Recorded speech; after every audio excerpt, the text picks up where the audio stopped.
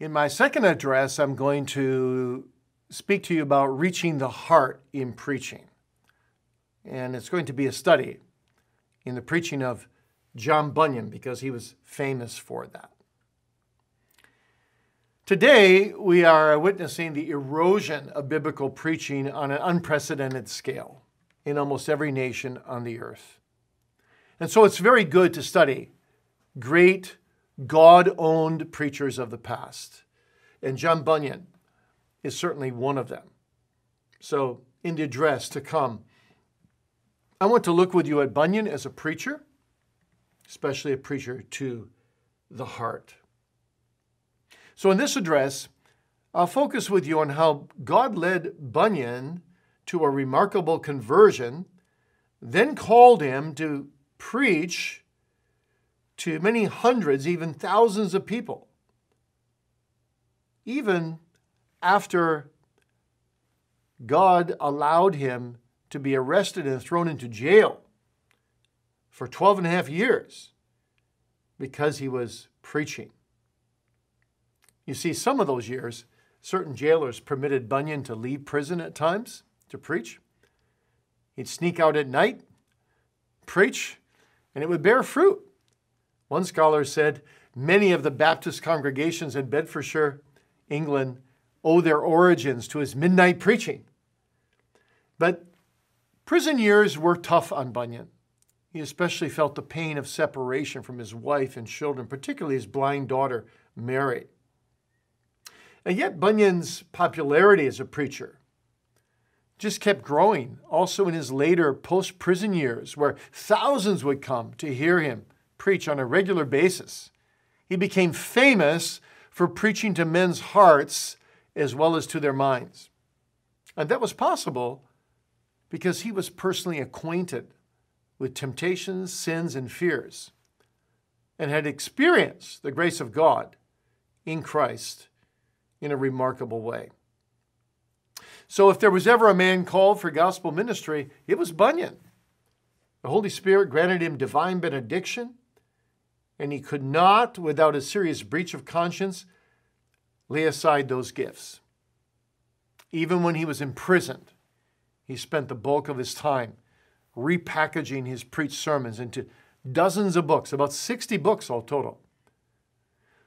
So, in the next section of my address, which I call Understanding the Heart, I aim to show you how Bunyan's personal experience with the agonizing terrors of the convicting law and the doubts of his own salvation that plagued his soul, and the grace of God manifested to him in Christ's righteousness, well suited him to becoming a preacher to the heart.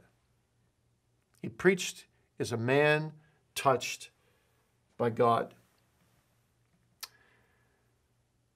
Bunyan's experiential knowledge of God led him to aim the arrow of his preaching at people's hearts. Because it is by the heart that a person wills and understands and has affections and reasons and judges, Bunyan purposely sought in his preaching to deliver an awakening word, as he called it, an awakening word to the understanding, the will, the affections, the reason, and the judgment.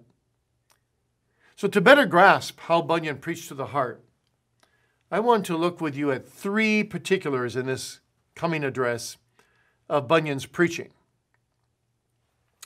Number one, that it was what I'm calling participatory. Number two, pleading preaching. And number three, Christ-exalting preaching. And the rest of my address is going to look at these three things. Let me just summarize them briefly. Number one, participatory preaching. Bunyan believed that those listening to preaching should not only be spectators, but also participants. And to that end, he usually addressed his hearers very personally, commonly using the second person language. He was direct, often calling upon various cases of conscience by name. He was illustrative and simple, so that even the common people heard him gladly. Bunyan drew his hearers into the sermon so that they felt like they were right there. They were participants, hence participatory preaching. So Bunyan passionately reasoned with his listeners to respond to the truth of sin and judgment, as well as the truths of forgiveness and grace. He put the trumpet to the ear of his listeners, compelling them to respond. And so in all of his preaching, Bunyan urged his congregation to respond to the preached word. There was urgency, you see, in his preaching. As the blacksmith knows he must strike the steel while it is hot, Bunyan demanded an immediate response. In fact, he wouldn't rest content until each person he preached to had responded to the message. He couldn't afford to see his congregants go home, putting off what should be done. His command was, "Today, if you will hear his voice, harden not your hearts." And so that leads us into the second aspect. He not only brought you to the scene of the text and made you feel like you were participating in it, but he then would plead with you to repent and believe the gospel. And so in his pleading preaching, which is my second point, Bunyan quite often painted dreadful pictures of eternal condemnation. He often impersonated God and Christ and the hell-bound sinner as he pleaded with the sinner to turn to Christ and live. Now that's particularly true of his sermon that compares a person who claims to be a Christian but bears no fruit to a barren fig tree. He describes the fruitless professor's death so powerfully that it's as if you feel you're standing at the bedside. In fact, while Bunyan pleaded with people to see the severity of sin and hell, he also pleaded the mercies of God. He taught that if Satan will not rest for a moment in pleading with men's souls, so preachers must not rest from their great duty to plead with men's souls. So in all of our pleading, we must labor to reveal sin as ugly and hateful and to make Christ altogether lovely. Let me just give you one example. I'm quoting here from Bunyan.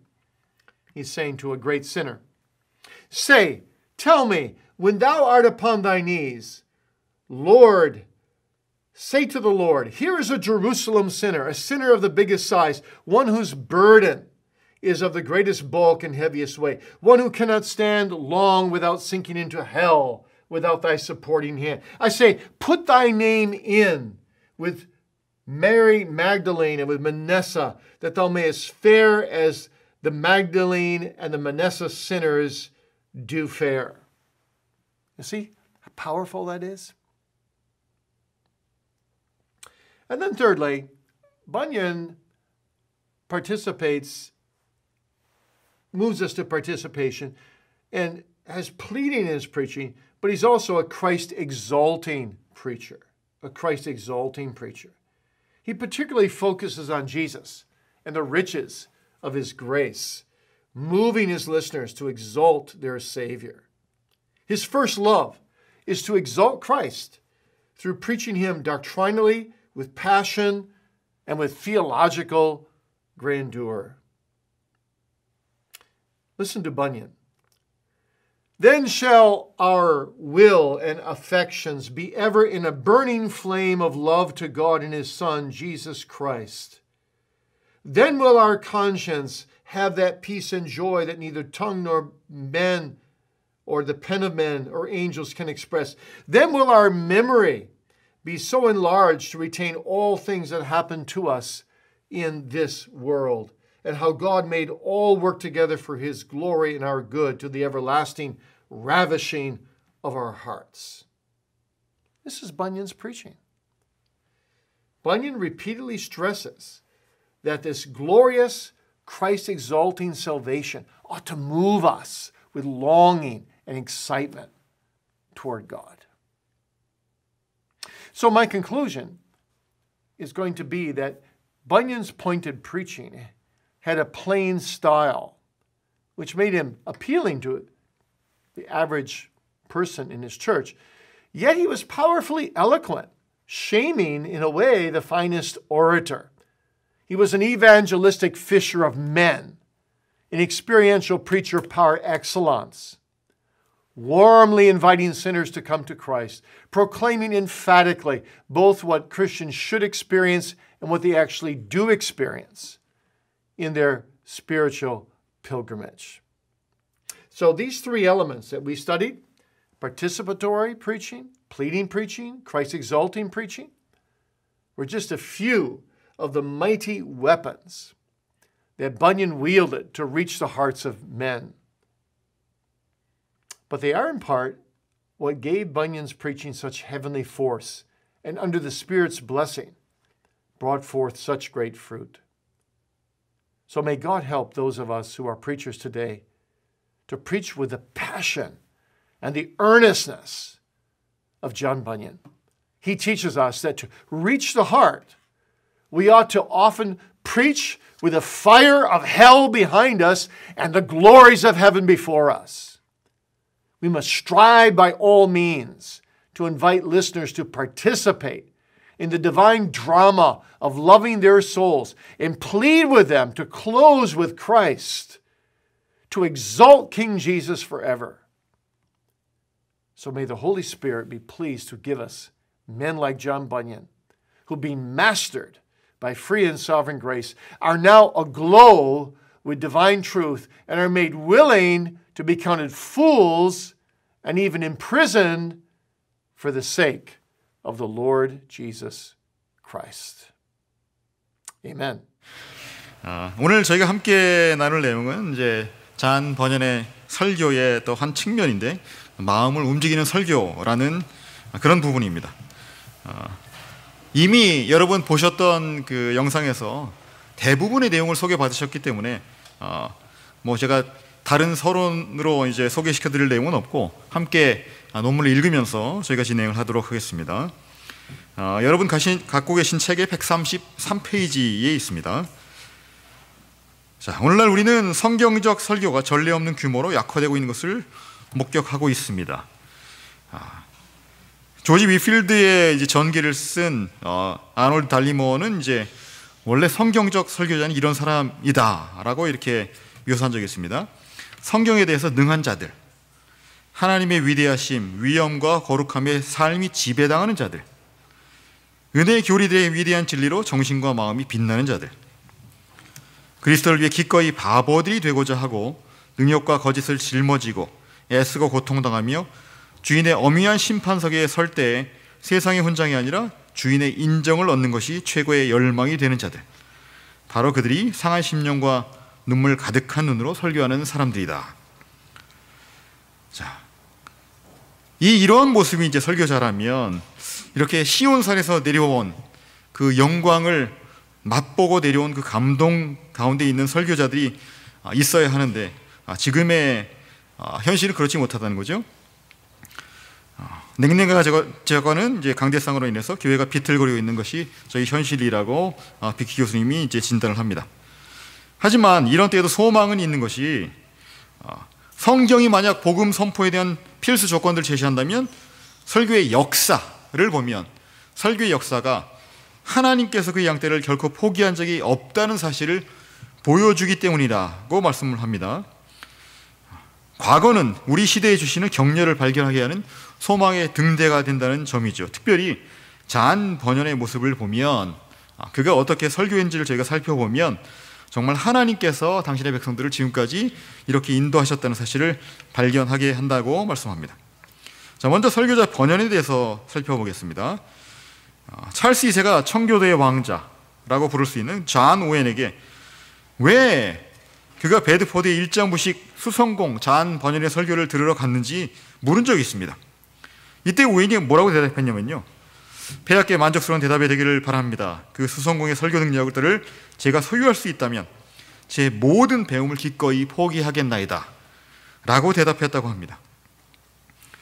1655년에 교회의 이제 형제들의 요청을 받아서 27세였던 번연이 베드포드의 회중들에게 설교 사역을 시작했습니다. 그런데 그때는 여전히 자신의 구원에 대한 의심으로 고통을 당하고 있을 때였습니다. 그 초기 설교 사역에 대해서 그가 뭐라고 말했냐면, 율법의 두려움들과 내 죄악들에 대한 죄책은 내 양심을 무겁게 짓눌렀다. 나는 내가 느끼던 것, 내가 고통스럽게 자각했던 것, 그리고 내 불쌍한 영혼을 짓눌러 놀랄 만큼 신음하고 떨게 했던 것조차 설교했다. 나는 죄의 사슬에 묶인 채로 죄의 사슬에 묶여있던 자들에게 설교했다. 그리고 그들에게 주의하라고 설득했던 그 불을 내 자신의 양심에 지니고 있었다 라고 고백합니다. 자, 그런데 이제 이렇게 설교를 했음에도 불구하고 수백 명이 그의 설교를 들으러 왔고, 이 사실은 그를 놀라게 했습니다. 월라 윈슬로라는 학자가 기록하기를, 그는 처음에 하나님께서 그를 통해 누구의 마음에든지 말씀하신다는 사실을 믿을 수 없었지만 얼마 안 되어 그럴지도 모른다고 결론지었고, 또 그의 성공은 확신이 되었다라고 진단합니다. 앤 아노스는 또 뭐라고 얘기하냐면, 번연은 은혜로 구원받은 죄인으로서 자신의 어두운 경험으로부터 다른 죄인들에게 설교했다. 그는 말하기를, 나는 죽은 자들로부터 그들에게 보냄을 받은 자였다. 몇몇 사람들이 말씀에 의해 만지심을 받고 자신들의 죄의 거대함과 예수 그리스도가 필요함을 깨달아 마음으로 크게 고통하기 시작할 때가 되었어야 나는 비로소 설교하게 된 것이다 라고 이렇게 인용하고 평가하고 있습니다. 자, 이렇게 설교 사역을 시작한 지 2년 내에 번연은 이제 죄에 대해서 점점점 덜 설교하게 되었고, 그리스도에 대해서 훨씬 더 많이 설교하기 시작했습니다. 고든 웨이크필드가 말하기를, 그는 이제 그리스도를 높이는 설교를 하기 시작했는데, 그의 직분들에 있어서, 즉 인간의 영혼과 세상을 위해 그가 하실 수 있는 모든 범위에 있어서 그러했다고 얘기합니다. 즉 불신적 자기이익을 취하고 소비하는 거짓 안전장치들이나 철학들을 대체하는 구원자로서 그리스도를 높였다. 이 결과로 번연이 말한 것을 인용합니다. 하나님께서 나를 그리스도와 연합의 신비의 어떤 것 안으로 인도하셨고, 그는 칼빈의 영성의 핵심이었던 연합도 설교하게 되었다고 평가를 한 것이죠. 그의 설교는 더 이상 권면의 말씀만 제공한 것이 아니었고, 신자들에게 건덕과 위로도 제공하였습니다. 자, 이런 설교의 과정을 통해서, 발전 과정을 통해서 자신의 내적 소명감을 크게 또 강화받았고, 또 그가 진리를 선포하고 있다는 사실을 스스로 설득받을 수 있었다고 얘기를 합니다.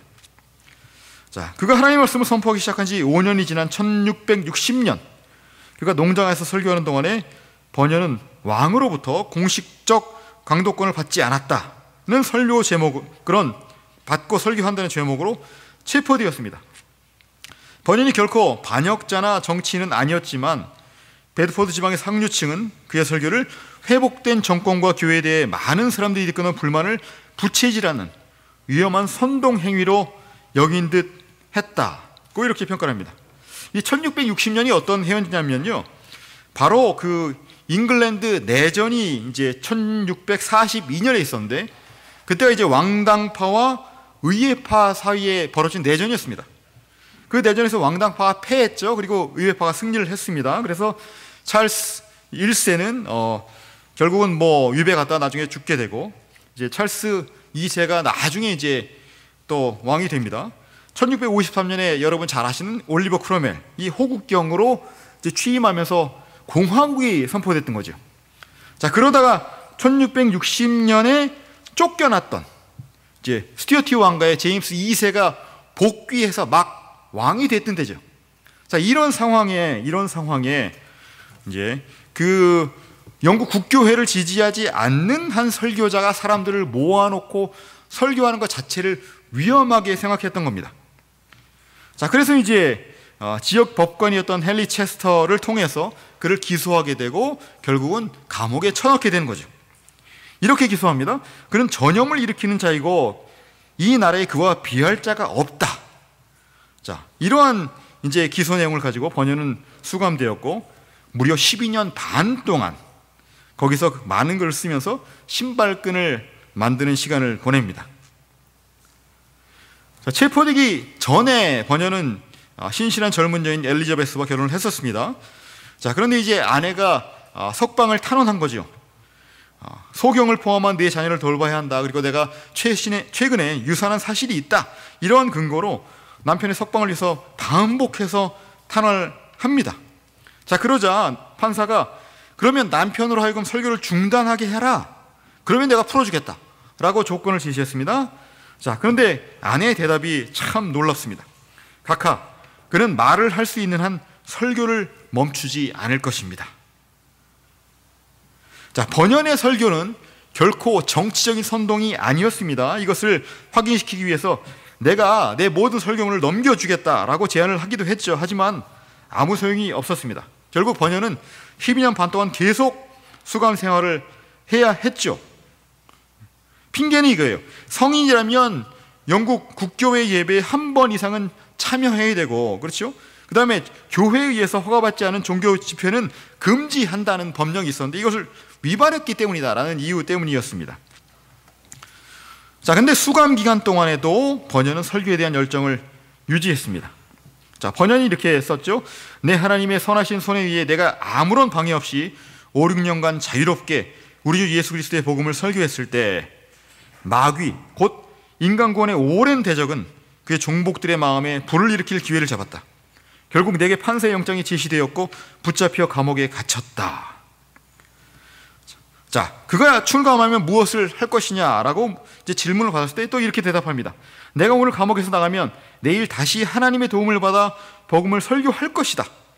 자, 다른 곳에서 쓰기는 죄책이나 지옥이 나를 내 사역에서 떼어낼 수 없었다고 말하고, 그는 내 재능을 발휘하고 있지 않을 때에는 결코 만족할 수가 없었다라고 그의 설교에 대한 열정을 토로합니다.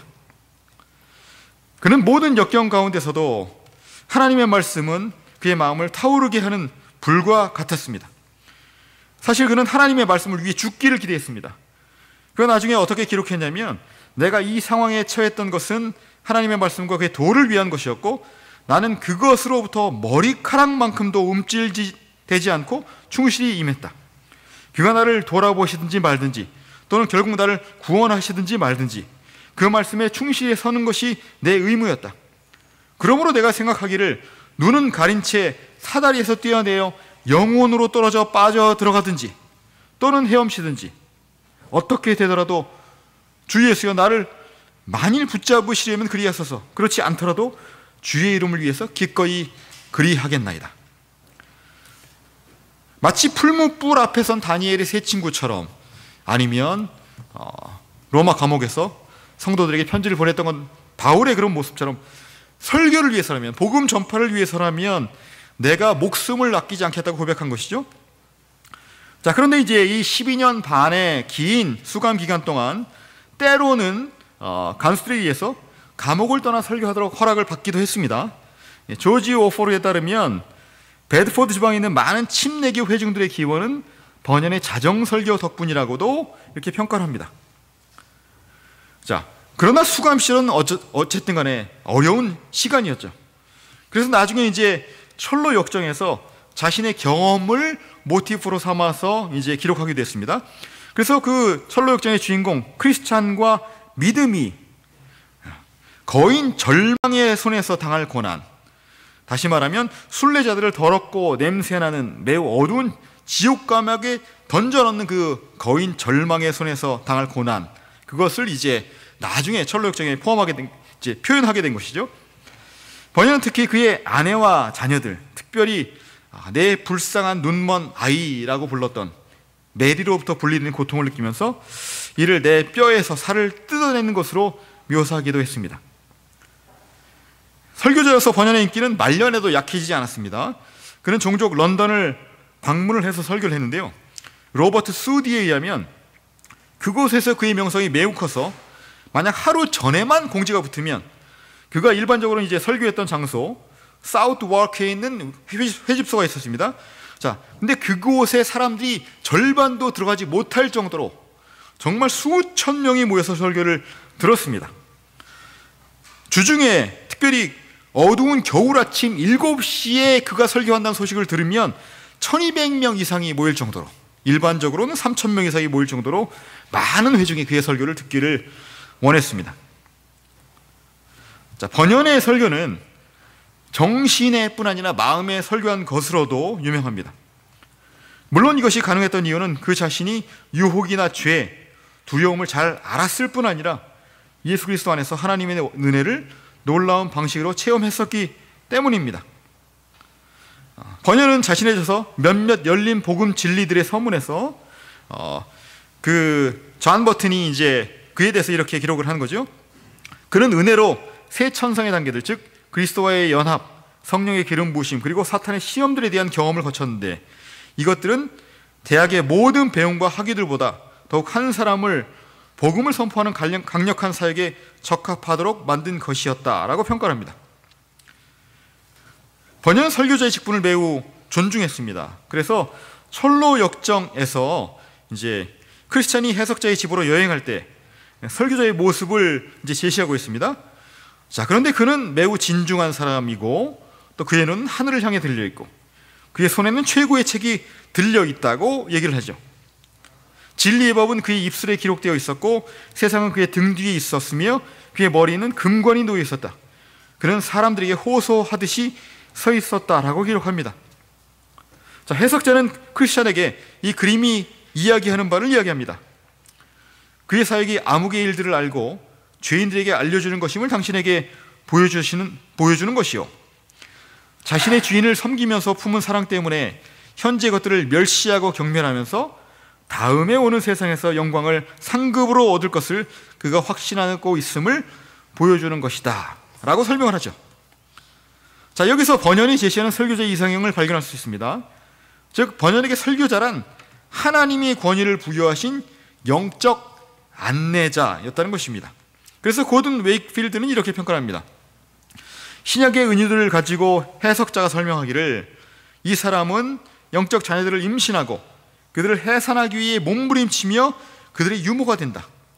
그의 태도와 그의 성경적 자료와 그의 입술 위에 쓰인 진리는 그의 사역이 암흑의 일들을 알고 죄인들에게 알리는 것임을 명백히 한다. 그는 자비와 심판의 신적 비밀들을 개봉한다. 이 세상을 부인하고 그의 상급이 올 세상에 있음을 믿는 것으로부터 그는 이것을 행해야 하는데 이는 마치 번영과 많은 이들이 스튜어트 왕조 하에서 그러했듯이 그가 이곳에서 치욕과 경멸과 박해를 당할 것이기 때문이다. 자, 번연이 설교에 대해 품은 사랑을 얘기할 때 그것은 말에 국한되지 않았습니다. 그는 또한 회중에 대한 뜨거운 열심을 품고 설교했습니다. 그가 설교하기를 사랑했을 뿐 아니라 사람들의 영혼을 사랑했습니다. 내가 설교할 때 정말로 고통을 겪었는데 마치 아이들을 하나님께 낳아드리기 위해 상고를 겪음 같았다. 열매가 내 사역에서 나타나지 않으면 나는 만족할 수 없었다고 이렇게 말한 적이 있습니다. 다시 말하면 마치 아이를 품은 어미가, 그렇죠? 산고를 통해서 아이를 낳아야 되는 것처럼 아이를 낳아서 하나님께 드리기 전까지는 만족할 수 없었다는 것입니다. 거기에 끝이지 않습니다. 아까 유모라고 또 평가를 한 적이 있었는데 계속 들어보시죠. 다른 곳에서 그가 기록하기를 만약 누군가 내 사역을 통해 깨어났다가 때로 다수가 그러했던 것처럼 이후에 다시 실족한다면 내 몸뚱아리에서 태어난 내 자식들 중 하나가 무덤에 들어가는 것보다 그들을 잃는 것이 내게 더 위중한 일이라고 진실로 말할 수 있다.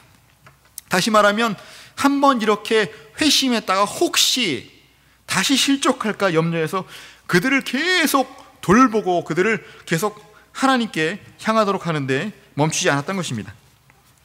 자, 번연은 또한 영혼의 위대함에 압도되었습니다. 영혼과 그것의 구원은 너무 위대하고 놀라운 일들이기에 무엇도 당신들 한 사람의 영혼보다 관심을 가질 일이 없고 가져서도 안 된다. 집과 토지, 직업과 명예, 지위와 승진, 그것들이 구원과 무슨 상관이 있는가? 라고 말하게 됐습니다. 만약 누군가가 복음사에게 부끄러움을 받았다면 그것은 번연이었습니다. 성령 그에게 신적 축복을 부여했고 양심을 심각하게 거스르지 않는다면 그는 그 재능들을 그냥 놓아둘 수가 없었습니다. 수감되었을 때조차 번연은 자신의 시간 중 많은 부분을 그가 설교한 설교들을 책으로 묶는 데 사용했습니다. 크리스토퍼 힐은 이렇게 결론 짓습니다.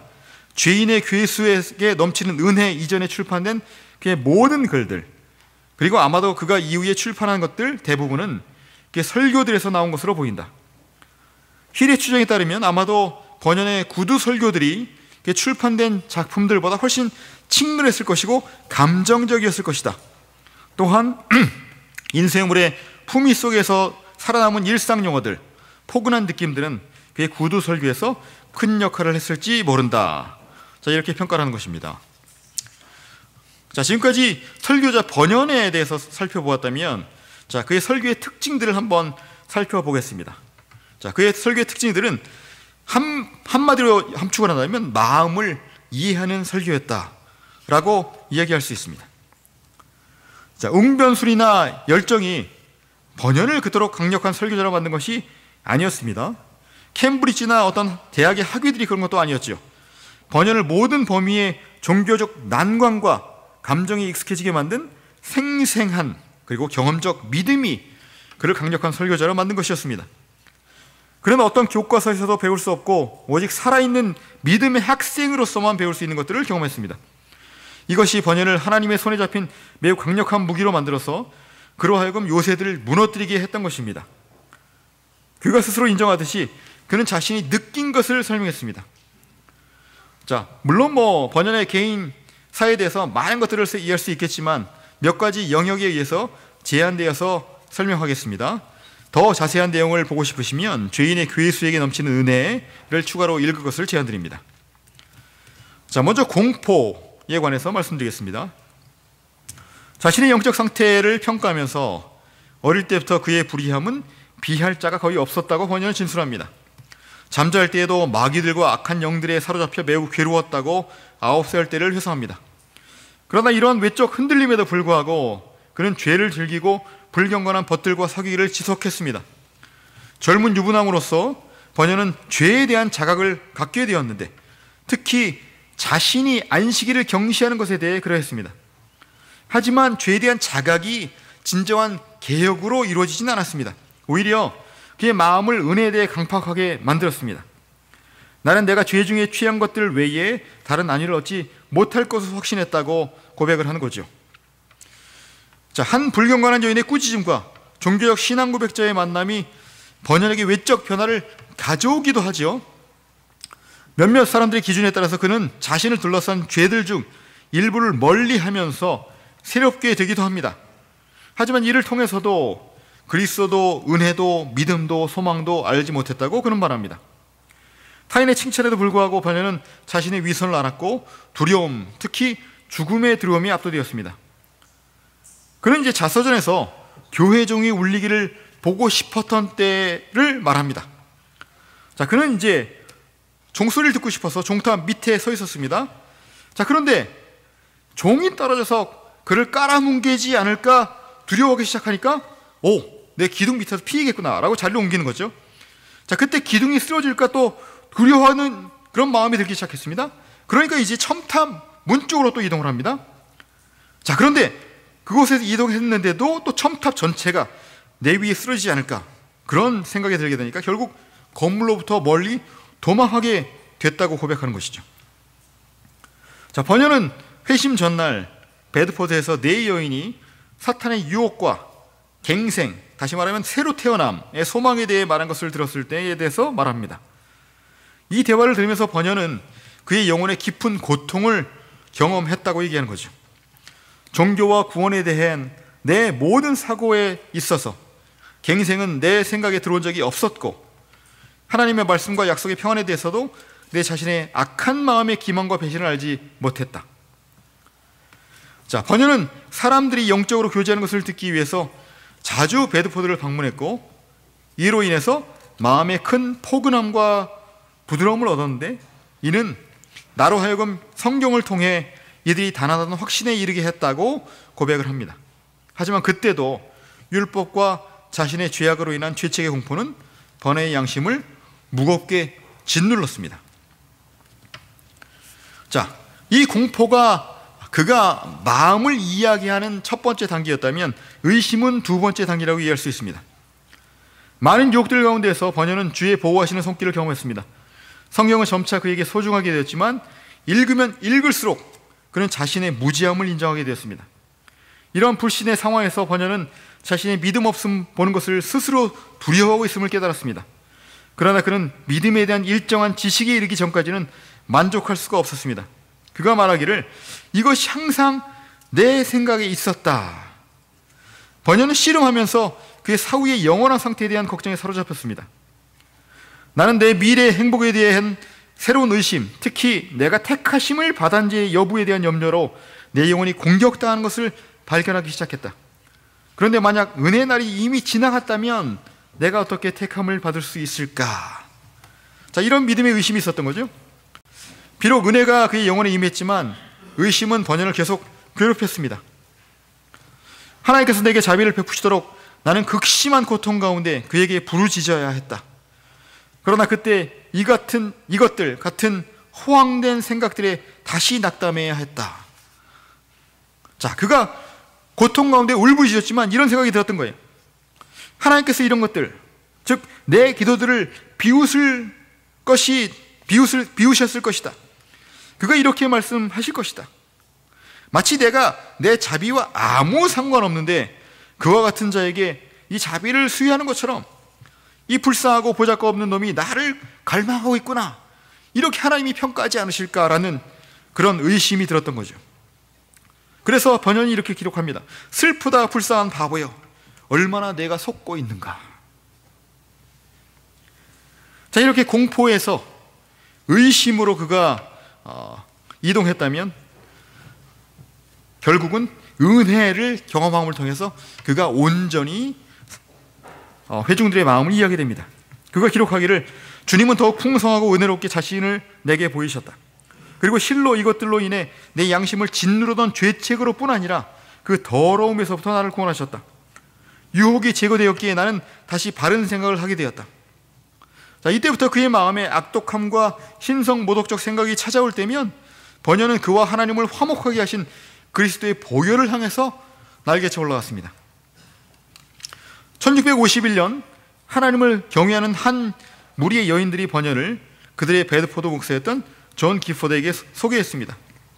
자, 여기서 특별히 기포드가 아가서 4장 1절 내 사랑 너는 어여쁘고도 어여쁘다에 대한 그 본문을 이제 바탕으로 설교를 했는데요, 거기서 도움을 많이 받은 것이죠.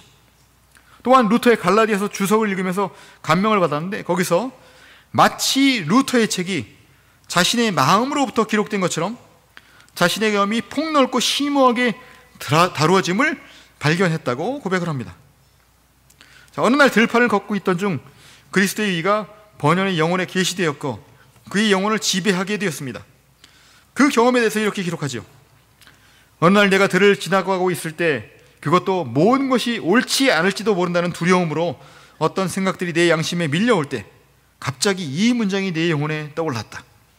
내 의는 하늘에 있다. 그리고 내가 또한 생각하기를 내 영혼의 눈으로 예수 그리스도께서 하나님의 우편에 계신 것을 보았다. 말하자면 거기에 내 의가 있었다. 따라서 내가 어디에 있었든지 또는 내가 무엇을 하고 있었든지 하나님께서 나의 의를 원하신다고 말씀하실 수 없었던 것은 그것이 바로 그의 앞에 있었기 때문이다. 더 나아가 나는 내 의를 더 낮게 만드는 것이 내 마음의 좋은 관점이 아니고 내 의를 더 나쁘게 만드는 것도 나의 나쁜 관점이 아닌 것을 보았다. 이는 내 의가 어제도 오늘도 그리고 내일도 동일하신 예수 그리스도 자신이었기 때문이다.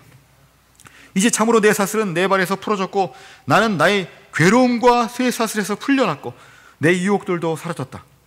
따라서 그때부터 하나님에 관한 무시무시한 성경은 나를 떠나 더 이상 나를 괴롭히지 않게 되었다. 그제서야 하나님의 은혜와 사랑으로 인해 나는 기쁨으로 집에 갔다. 얼마 동안 나는 그리스도를 통하여 하나님과 화목하며 달콤하게 살았다. 내가 생각하기를 오 그리스도여 그리스도여, 내 눈앞에는 그리스도밖에 없었다. 나는 이제 그의 보혈, 장사됨과 부활의 그것같이 그리스도의 이 혜택과 다른 혜택을 분리해서 바라보지 않았으며 그를 그리스도 전체로서 여기게 되었다. 그의 승귀, 그의 모든 혜택의 가치와 편만함을 보는 것이 내게 영광스러웠고 그것은 다음 이유 때문이었다. 이제 나 자신에서부터 그를 볼 수 있게 되었고 내 안에서 이제 막 싹을 틔운 하나님의 그 모든 은혜들이 부자들이 황금을 집에 있는 트렁크에 둔 채 지갑에 갖고 다니는 갈라진 은화들과 4펜스 반 페니와 같음을 깨닫게 되었다. 아, 내 황금이 집에 있는 트렁크에 있음을 보았다. 내 주요 구세주 그리스도 안에서 이제 그리스도가 전부였다. 이 마지막 부분은 이제 부자들이 아무리 많은 보가 있어도 집에다 다 트렁크를 트렁크에 두고 지갑에는 이제 은화 몇 개 하고 뭐 4펜스만 페니를 갖고 다니는 기본적인 그 쓸돈만 캐시만 갖고 다니는 그런 것 같다는 거죠. 내가 누리는 혜택들은 정말 그리스도 안에 있는 그 보화와 비교하면 비교할 수 없다는 그런 얘기를 표현하고 있는 것입니다. 자, 번연은 죄의 자각, 유혹, 의심, 두려움, 사탄, 용서와 은혜를 알았다. 그가 기록하기를 하나님께서 한 사람에게 그가 지은 죄와 그에게 합당한 지옥과 그가 상실한 천국을 보여주실 때, 하지만 그리스도와 은혜와 죄사함이 주어질 수 있음도 보여주실 때, 이것이 그를 심각하게 만들 것이고 이것이 그를 녹여버릴 것이고 이것이 그의 마음을 고통스럽게 만들 것이다. 그래서 이 사람의 마음과 인생과 대화와 모든 것이 소중하고 불멸하는 영원한 구원의 일들에 대해 매진하게 될 것이다. 자, 번연의 경험은 그의 설교의 생명이었습니다. 그의 말들은 단지 수사적 행위가 아니었고 죄의 지극히 죄악됨과 은혜의 복음의 영광스러운 진리를 본 자의 말들이었습니다. 번연은 하나님께 만지심을 받은 사람으로서 설교를 했습니다. 자, 지금까지 그가 어떻게 회중들의 마음을 이해하게 되었을까, 그리고 그 경험을 바탕으로 설교하게 되었을까의 과정을 설명했다면, 이제 그의 설교의 세 가지 특징을 함께 살펴보겠습니다. 자, 한마디로 얘기해서 회중의 마음에 설교하기, 다시 말하면 마음을 움직이는 설교를 했다는 부분을 저희가 살펴보도록 하겠습니다. 경험적 지식은 번연으로 하여금 그의 설교의 화살을 사람들의 마음에 조준하도록 만들었습니다. 사람이 마음으로 이해하고 결단하고 감정을 품고 따지고 판단하기 때문에 번연은 그의 설교에서 이해와 의지와 감정과 이성과 판단을 일깨우는 말을 전하기를 의도적으로 추구했습니다. 올라 윈슬로가 기록하기를 번연은 그의 말 뒤에 감정적 압박을 배치할 수 있는 재능을 소유했고, 그는 또한 그의 청중에게 이곳과 지금의 긴급성을 절실히 느끼게 하는 방법을 알았다고 평가를 합니다. 주로 성경과 용어 3개를 가지고 이제 설교 준비를 했는데요, 성경에 깊이 뿌리박은 설교를 하면서 번연은 그가 느끼는 것과 그의 청중에게 열망하는 바를 설교했습니다. 그는 기록하기를 내가 오늘 말하는 것을 듣는 이들이 죄와 죽음과 지옥과 하나님의 저주가 무엇인지, 또한 예수 그리스도를 통해 하나님의 은혜와 사랑과 자비가 무엇인지 내가 본대로 보게 된다면 얼마나 좋을까. 그가 어떻게 마음을 움직이는 설교를 했는지 더 잘 이해하기 위해서 다음 3가지 특징을 살펴보겠습니다. 첫 번째는 참여 유도적 설교, 두 번째는 호소적 설교, 세 번째는 그리스도를 높이는 설교입니다. 자, 먼저 참여 유도적 설교라는 특징에 대해서 살펴보겠습니다. 자, 번연은 설교를 듣는 자들은 구경꾼들일 뿐 아니라 참여자들이 되어야 한다고 믿었습니다. 이를 위해서 그는 청중을 2인칭을 사용해서 친밀하게 불렀고요, 또한 그는 직설적인 설교를 했는데 종종 이름을 불러가면서 다양한 경우의 양심을 요청하곤 했습니다. 그는 또한 예화를 사용하기를 즐겼고 단순하게 설교하기를 좋아했습니다. 그래서 평민들도 그의 설교 듣기를 좋아했습니다. 웨이크필드가 말하기를 그가 삶과 죽음, 천국과 지옥의 문제들을 가지고 그의 청중들을 도전했을 때 그는 서민적이었고 구어체를 사용했는데 종종 허용 가능하고 상상력이 풍부한 방식으로 성경을 확장했다고 평가합니다. 예를 들어서 그가 요한복음 6장 37절을 설교할 때 아버지께서 그리스도께 주신 자들은 그에게 나오리라, 그러니까 shall come to him 이란 표현에서 이제 나오리라는 그 말을 그 이름의 인물로 변화시킨 거죠. 그래서 떠는 의심자들, 다시 말하면 구원의 확신을 갖지 못한 자들의 반론에 대해서는 염려하지 말라고 확신시킴을 통해 응답을 하고 있는데요, 이렇게 얘기합니다. 이는 나오리라께서, 샬컴께서 이 모든 것에 응답하셨기 때문이요, 나오리라께서 그들을 이 죽음에서 일으킬 수 있습니다. 이렇게 설교를 하는 거죠. 자, 이런 방식들과 다른 많은 방식으로 번연은 그의 청중을 설교에 끌어들여서 그들을 참여자가 되게 했습니다. 자, 설교에서 번연의 단순 명료함은 정말 많은 경우를 통해서 저희가 찾아볼 수 있는데, 그 중에 한 예화를 들어서 찾아볼 수 있습니다. 특별히 예루살렘 죄인들에 대한 설교에서 베드로의 설교를 이렇게 묘사합니다. 회개하라 너희 모든 자들아, 세례를 받으라 너희 모든 자들아, 그의 이름으로 죄 사함을 위해, 그리하면 너희 모든 자들이 성령을 선물로 받으리라. 자, 여기에 반대자가 반론을 제기하죠. 하지만 저는 그의 생명을 빼앗는 음모에 가담한 자들 중 하나였습니다. 제가 그에 의해 구원을 받을 수 있겠습니까? 너희 모든 자들이 구원을 받으리라. 하지만 저는 그에 대해 거짓 증언을 했던 자들 중 하나였습니다. 제게도 은혜가 주어지겠습니까? 너희 모든 자들에게 은혜가 주어진다. 하지만 저는 그를 십자가에 못 박아라, 그를 못 박으라고 외쳤고, 그보다는 살인자 바라바가 살기를 원했던 자들 중 하나였습니다. 제가 어떻게 되리라고 생각하십니까? 나는 회개와 죄사함을 너희 모든 자들에게 설교하려는 것이다 라고 베드로가 말합니다. 하지만 저는 그가 고소자들 앞에 섰을 때 그의 얼굴에 침 뱉었던 자들 중에 하나였습니다. 또한 저는 그가 나무 위에서 피 흘리며 고통 중에 달려있을 때 그를 비웃던 자입니다. 제게도 가능성이 있겠습니까? 너희 모든 자들에게 라고 베드로가 말합니다. 하지만 저는 그의 극심한 고통 중에 그에게 쓸개 탄 포도주를 주어 마시게 하라고 말했던 자들 중 하나였습니다. 고통과 죄책이 제게 있을 때 왜 똑같이 되려고 예상하지 않을 수 있습니까? 내 악함들을 회개하라. 그러면 너희 모든 자들에게 죄사함이 있다. 하지만 저는 그를 비난했고, 그를 욕했고, 그를 미워했고, 그가 다른 이들에게 모욕당한 보기를 즐거워했습니다. 제게도 소망이 있을까요? 그렇다. 너희 모든 자들에게 회개하라. 너희 모든 자들아, 세례를 받으라. 너희 모든 자들아, 그의 이름으로 죄 사함을 위해. 그리하면 너희들이, 너희 모든 자들이 성령을 선물로 받으리라. 번연의 글들은 그가 그의 청중에게 죄와 은혜에 대한 강력한 증거를 제시하고 나서 그들에게 판결을 내리라고 요청하는 방식으로 설교했다고 암시합니다.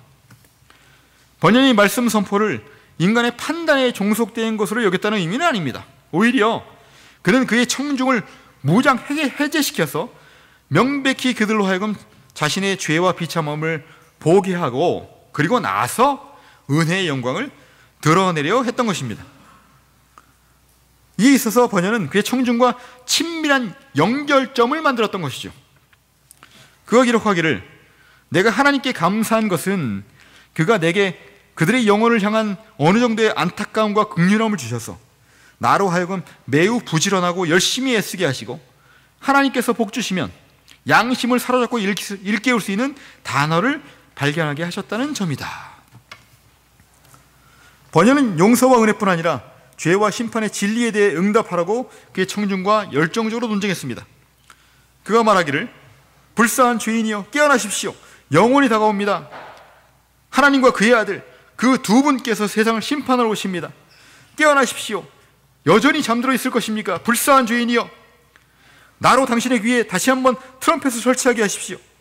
천국이 곧 타오르는 불꽃 위에 놓을 것이니 세상과 그 모든 일들은 타버릴 것이고 악한 자들은 지옥에 갈 것입니다. 듣고 있습니까, 죄인이여?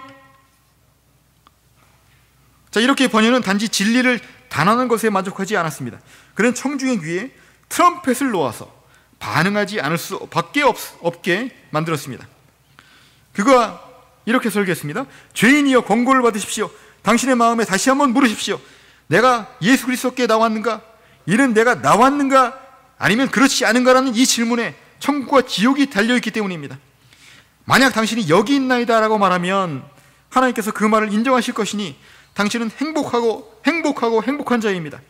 그러나 당신이 나오지 않으면 당신을 행복하게 할 수 있는 것이 무엇이겠습니까? 그렇습니다. 어떻게 생명을 위해 예수 그리스도께 나오지 않아서 지옥에서 저주를 받을 사람이 행복할 수 있겠습니까? 자, 번연은 회중들로 하여금 그 자신의 마음을 탐색하도록 격려했습니다. 그는 청중이 말씀을 듣는데 만족하도록 내버려 두지 않고 스스로 진리를 찾도록 했습니다. 그래서 이렇게 경고합니다. 친구들이여, 지금은 자비의 소망이 있지만 앞으로 그렇지 않을 것임을 고려하십시오. 지금은 그리스도께서 당신들에게 자비를 베푸시지만 앞으로는 그러지 않으실 것입니다. 지금은 당신들에게 그의 은혜를 받아들이라고 간청하는 그의 종들이 있지만 만일 당신 손에 놓인 이 기회를 잃어버린다면 당신이 나중에 직접 간청하더라도 당신에게 자비는 주어지지 않을 것입니다. 번연은 그의 모든 설교에서 그의 회중이 선포된 말씀에 반응하도록 촉구했습니다. 설교는 교실의 강의가 아니었습니다. 오히려 설교는 죄인을 끌어들여 마음의 능력들과 조우하여 반응을 강제하기 위한 것이었습니다. 번연의 설교는 그래서 긴박함이 있었습니다. 번연에게는 단지 진리를 선포하고 미래의 반응이 있으리라고 소망하는 것으로 충분치 않았습니다. 마치 대장장이가 철이 뜨거울 동안 내려쳐야 함을 아는 것처럼 번연은 즉각적인 반응을 요구했습니다. 번연은 그가 설교하는 모든 사람이 그 메시지에 반응하기 전까지는 편안히 쉴 수 없었습니다. 그는 자신의 회중이 마쳐야 할 일을 내려놓고 집에 돌아가기를 허락할 수 없었던 것입니다.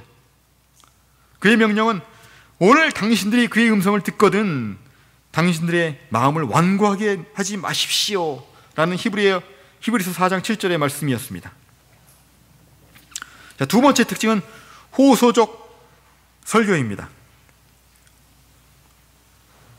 번연이 사탄의 유혹의 권세를 너무나 잘 알고 있었기 때문에 오 사자의 분노와 포효함, 주 예수 그리스도와 그의 보혈로 산 자들에 대항하여 드러낸 증오여 라고 기록하기도 했습니다. 어떤 의미에서 목사들은 사탄의 괴계들로부터 배울 것이 있습니다. 마귀는 영혼을 괴롭히기 위해 사람들의 마음을 유도해 그리스도를 버리도록 하기 위해서, 그들을 꼬드기어 죄와 유혹을 감싸 안도록 하기 위해서 삽니다. 번연에 의하면 사탄의 호소에 대응하는 최고의 방법은 설교자들이 자신의 화를 마귀보다 더 잘 쏘는 것입니다. 그는 단지 사람들의 눈앞에 삶과 죽음을 펼쳐놓지 않았고 죄를 버리고 그리스도 안에서 생명을 감싸 안으라고 가능한 모든 방법을 동원해서 그들에게 호소했습니다. 번연이 말하기를 나는 사슬에 묶여있는 자들에게 설교하기 위해 내 자신을 사슬에 맸다. 그리고 그 불을 내 자신이 양심에 짊어지고 그들에게 정신 바짝 차리려고 설득했다라고 얘기합니다. 그의 호소에서 번연은 영원한 정죄의 끔찍한 모습들을 묘사했습니다. 그는 이렇게 말합니다. 내 말씀 선포에 있어서 나는 이 한 가지에 특별히 주목했는데, 즉 주님께서 그의 말씀이 죄인들에 대해서 시작하신 지점에서 내가 시작하도록 나를 인도하셨다는 사실이다. 말하자면 모든 육체를 정죄하신 지점, 그들이 세상에 들어올 때 죄 때문에 하나님의 저주가 율법에 의해 모든 사람에게 속하고 그들을 소유한다고 공개적으로 주장하신 지점 말이다. 번연이 이렇게 호소합니다. 잃어버린 영혼은 다시는 발견되지 않을 것이고 다시는 회복되지 않을 것이고 다시는 구속되지 않을 것입니다. 하나님으로부터 그것이 버려지면 영속한 것입니다. 영원히 타고 괴로움을 당해야 할 그 불은 영원한 불, 영원히 타는 불입니다. 그것은 두려운 것입니다. 이제 별들에게 말하십시오. 이제 물방울들에게 말하십시오. 이제 온 땅 위에 퍼져있는 들의 끝부분들에게 말하십시오. 만약 할 수 있다면. 하지만 저주받은 영혼이 지옥에 누워있을 수십억, 수십 조년이 헤아리기 전에 빨리 그리하십시오. 번연은 그리스도께 돌이켜 살라고 죄인들에게 호소하면서 종종 하나님, 그리스도, 그리고 지옥으로 향하는 죄인의 역할을 대역을 했습니다. 특히 그리스도인이라고 주장은 하지만 열매를 맺지 않는 사람을 메마른 무화과 나무에 비유하면서 그의 설교를 통해서 이렇게 호소합니다. 죽음아 와서 나 곧 이 무화과 나무를 쳐라. 그러자 주께서도 이 죄인을 흔드시고 그를 병상에 던지시며 말씀하기를 죽음아 그를 데려가라. 그는 내 인내심과 자비가 그로 회개와 그에 합당한 열매에 이르게 했어야 함을 기억하지 않고 이를 남용했노라. 죽음아 이 무화과 나무를 들어다가 불에 던지라. 이 메마른 신자를 지옥에 던지라. 이에 죽음이 무자비한 모습으로 침실에 들어온다. 그렇다. 그리고 지옥이 그와 함께 침대 옆으로 따라와 둘이 이 신자의 얼굴을 뚫어지게 본다. 그렇다. 그리고 그에게 손을 대기 시작한다. 하나가 그를 때려 그의 몸에 고통을 주니 두통, 심통, 등의 통증, 가뿐호흡, 기절, 현기증, 마디떨림, 소화불량, 그리고 회복할 가능성이 없어진 거의 모든 증상이 있구나. 이제 죽음이 몸을 괴롭히는 동안 지옥이 정신과 양심을 다루면서 그들을 쳐 고통을 주니 이곳에서 불꽃을 던지고 슬픔과 영원한 정죄의 두려움으로 이 불쌍한 피조물의 영을 상하게 한다. 이제 그는 스스로 생각하고 하나님께 자비를 구하며 울부짖기 시작한다. 주여 나를 구하소서, 주여 나를 구하소서. 하나님께서 말씀하시기를 안 된다. 너는 이 3년 동안 내게 골칫거리였다. 몇 번이나 나를 실망시켰느냐? 몇 계절이나 헛되이 보냈느냐? 얼마나 많은 설교와 다른 자비들을 내 인내 가운데 내게 주었느냐? 하지만 아무 소용이 없었다. 죽음아, 그를 데려가라. 번연은 열매 없는 신자의 죽음을 매우 강력히 묘사해서 마치 당신이 침대 옆에 서 있는 것처럼 느끼게 해줍니다. 에롤 헐스가 말하는 것처럼 번연은 나무가 베어지는 예화를 매우 잘 끌고 가서 결국에는 도끼질, 무시무시한 죽음의 딸랑거림, 회개치 않은 자의 숨 넘어감의 메아리들이 남게 만듭니다. 번연은 사람들에게 호소하여 죄와 지옥의 혹독함을 보게 했지만 동시에 그는 하나님의 자비를 간절히 구했습니다.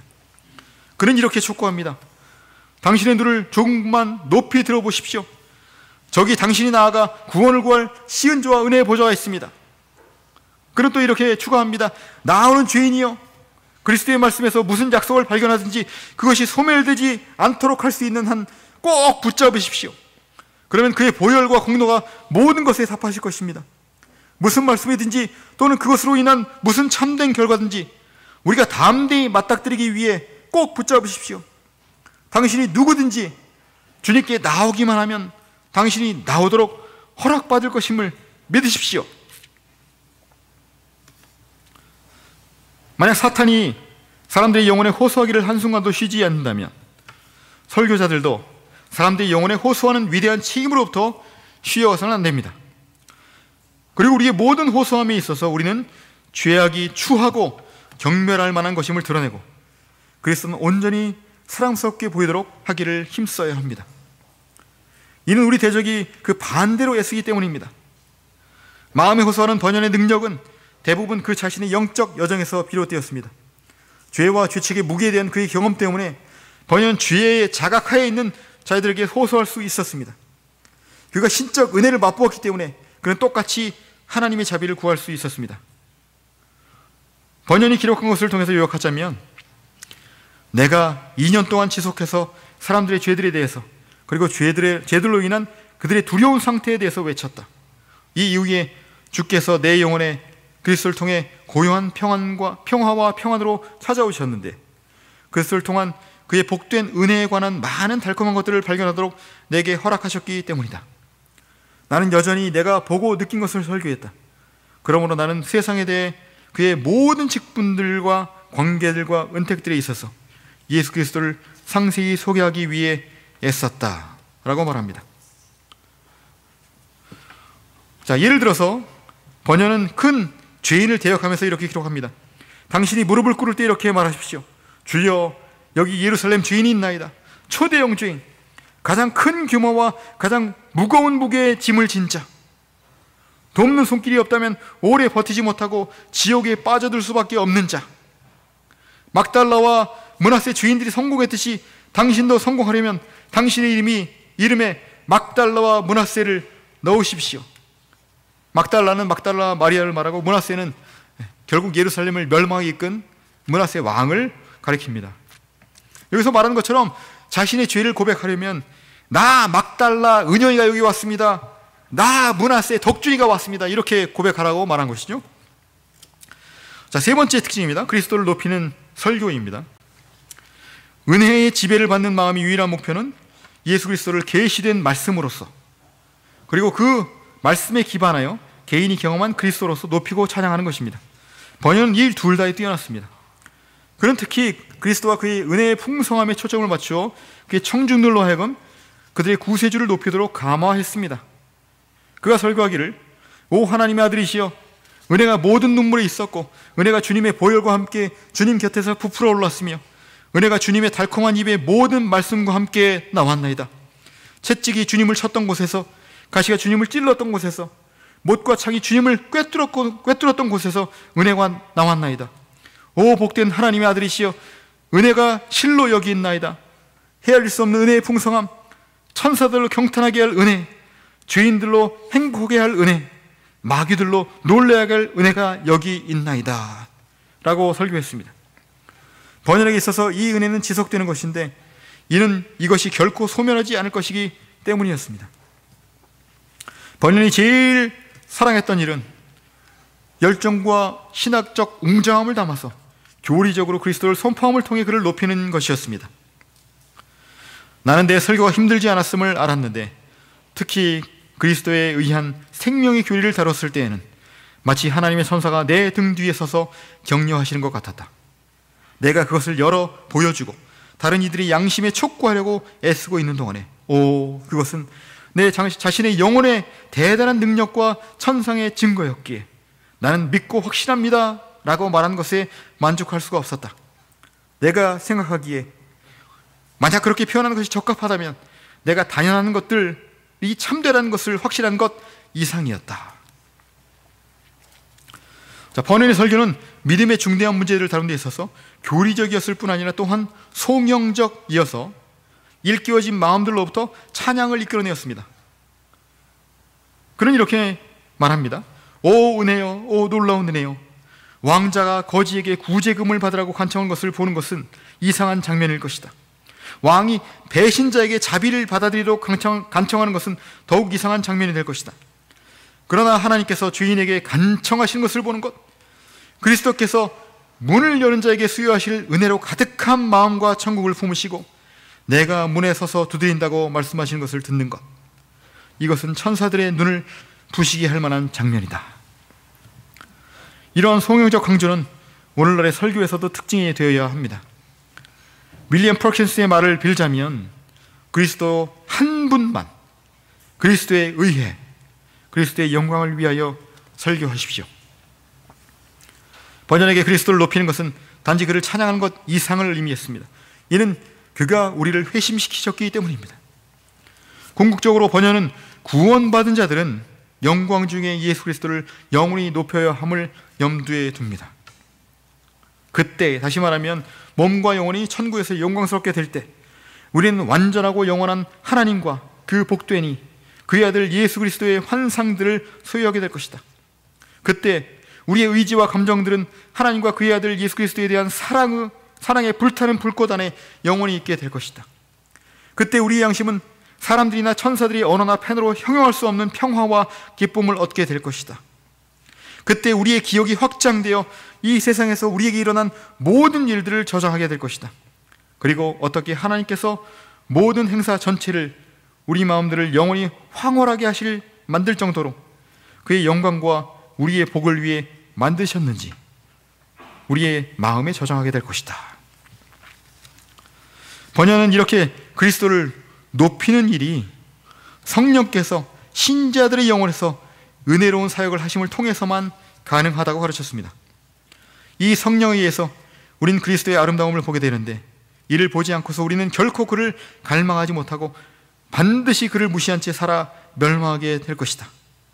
이 성령에 의해서 우리는 하나님께서 흠양하실 만한 찬양을 드리도록 도움을 받지만, 성령이 없이는 그 찬양이 하나님 귀에 들려 구원에 이르는 것이 불가능하다. 이 복된 성령에 의해서 하나님의 사랑이 우리 마음에 널리 주어지고 우리 마음이 하나님의 사랑을 향하게 된다. 마지막으로 번연은 이 영광스러운 그리스도를 높이는 구원이 우리를 감화하여 하나님을 향한 갈망과 환희를 갖게 해주는지 반복해서 강조합니다.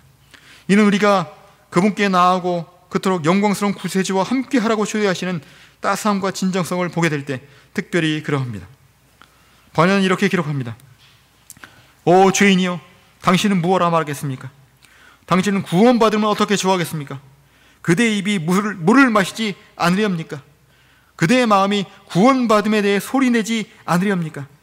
그렇다면 오십시오. 성령과 신부가 말씀하시기를 오라 하시는도다. 듣는 자도 오라 할 것이요, 목마른 자도 올 것이요, 또 원하는 자는 값없이 생명수를 받으라 하시더라. 결론을 했습니다. 존 번연은 그리스도의 삶과 실패들과 승리들을 경험했습니다. 그의 영혼은 죄로 눌려 있었지만 그는 또한 예수 그리스도의 은혜의 풍요를 깊이 마시는 것을 배웠습니다. 그의 영적인 여정은 그로 하여금 죄인들과 신자들이 그들이 처한 곳에서 만날 수 있도록 만들었습니다. 우리는 이 유명한 청교도 설교자로부터 많은 것을 배울 수 있습니다. 비록 강단들이 유머 황사들, 이야기꾼들, 대중 심리학자들의 무대가 되고 교회가 약화되고 있지만 베드포드 출신의 수리공은 나태함과 영적 사망의 시대에도 성령의 강력한 능력에 대한 놀랄 만한 기념비로 남아 있습니다. 하나님께서 어떻게 이 세상에 약하고 어리석은 것들을 사용하셔서 지혜로운 자들을 부끄럽게 하시는 것을 보게 하는 것은 놀랍습니다. 번연의 대학은 지하 감옥이었습니다. 그의 도서관은 성경이었습니다. 에베소서 6장의 전신갑주로 무장한 채 그는 능력으로 나서서 어둠의 왕자와 전투를 벌였습니다. 하나님은 번연에게 순전히 인간적이고 자연적인 수준에서조차 특별한 능력들로 복 주셨습니다. 당시 영국에 다른 많은 수리공들이 있었고 틀림없이 그들 중 매우 신실한 그리스도인들이 있었겠지만 번연은 한 명뿐이었습니다. 스스로 깨우친 인물로서 그의 언어적 재능들, 상상의 능력들과 놀랄만한 성취들은 평균의 설교자를 한참 능가해 죄인들과 신자들의 정신과 마음에 도달하도록 그를 채우신 하나님의 섭리의 손길을 가리킵니다. 이것이 설교자로서 그의 성공과 유능함을 전부 설명하지는 않지만 전혀 중요하지 않다고 말할 수도 없습니다. 번연의 적실한 설교는 보통 사람들이 매력적으로 느낄 만한 만큼 평이한 스타일이었지만 최고의 웅변가를 부끄럽게 할 만큼 강력한 달변이었습니다. 그는 사람을 낚는 복음 전도적 어부요 최고의 경험적 설교자로서 죄인들을 그리스도께 따스하게 초대했고 그리스도인들이 경험해야 할 것과 더불어 그들이 영적 순례에서 실제로 경험하는 것들을 강하게 선포했습니다.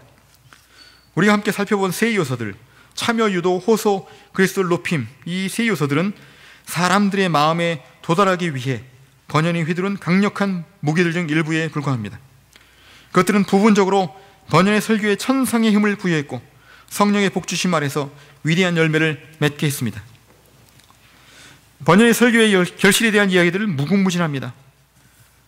놀라만한 회심이 그의 사역에서 일어났는데 특별히 앤 아노시 소개하는 예화는 참 놀랍습니다. 번연이 어느 동네 교회에서 설교할 계획이었습니다. 그런데 다소 취한 상태에서 한 캠브리지 학자가 수리공이 떠버린 것을 듣기로 결심을 했다고 말합니다.